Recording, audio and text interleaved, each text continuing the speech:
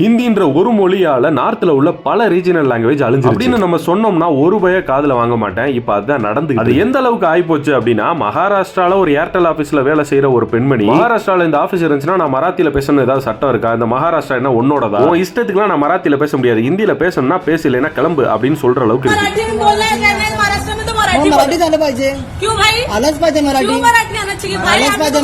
அதாவது மகாராஷ்டிரால உள்ள ஒரு ஏர்டெல் ஆபீஸ்ல ஒரு தகவல் கேட்கறதுக்காண்டி ஒரு நபர் போறாங்க. அங்க அந்த ஏர்டெல் ஆபீஸ்ல வேலை செய்யற அந்த லேடி கிட்ட ஒரு மராத்தியில ஒரு கேள்வி கேட்டிருக்காரு. அவர் மராத்தியில கேள்வி கேட்டது இந்த மாவுக்கு புரியல, ஏன்னா இந்த மாவுக்கு மராத்தி தெரியாது, ஹிந்தி தான் தெரியும். அதுல காண்டான அந்த நபர் என்ன சொல்றாருன்னா, மகாராஷ்டிரால உங்க ஆபீஸ் இருக்கு, மராத்தி தெரியலன்னு சொல்றியா, அப்ப மராத்தி மட்டுமே தெரிஞ்ச பெரியவங்க யாராவது வராங்க, அவங்களுக்கு நீங்க எப்படி சேவையை கொடுப்பீங்க அப்படின்னு அவர் கேட்கிறார். ஹிந்தியில பேசுறேன்னா பேசு, மராத்தியில நான் பேசணும் அவசியம் இல்ல, மகாராஷ்டிரா இந்தியால தான் இருக்கு, உன்னால முடிஞ்சதை பாத்துக்க அப்படின்னு அந்த லேடி தெனாவட்டா பேசி. இந்த லேடி இவ்வளவு கோவப்படுறதுக்கு காரணம் என்னன்னு உங்களுக்கு தெரியுதா? எவ்வளவோ கஸ்டமர் இந்த ஆபீஸ்க்கு வந்திருக்காங்க, எல்லாருமே ஹிந்தியில தான் பேசுறாங்க, நீ மட்டும் என்ன புதுசா மராத்தியில பேச சொல்ற அப்படின்ற ஒரு எண்ணம் தான் அந்த லேடி அப்படி பேச வச்சிருக்கு. அதுக்கு காரணம் என்ன? மகாராஷ்டிராவை சேர்ந்தவங்க தான் அதுக்கு காரணம். அவங்க தாய்மொழியவே பல பேர் கொஞ்சம் கொஞ்சமா மறந்து இதே மாதிரி ஒரு நிலைமையை தான் தமிழ்நாட்டுக்குள்ளேயும் கொண்டு வரணும்னு சொல்லி கங்கணம் கட்டிட்டால இது ஒரு சங்கி கூட்டம். இல்ல பரவாயில்ல, என் தாய்மொழி தமிழ் அழிஞ்சாலும் பரவாயில்ல, ஹிந்தி உள்ள வரட்டும் அப்படின்னு நினைச்சீங்கன்னா அவங்களுக்கே சப்போர்ட் பண்ணிட்டு தெரியும், அப்படியே அவங்க கூட சேர்ந்து மாட்டு மோதிரத்தை வாங்கி குடி.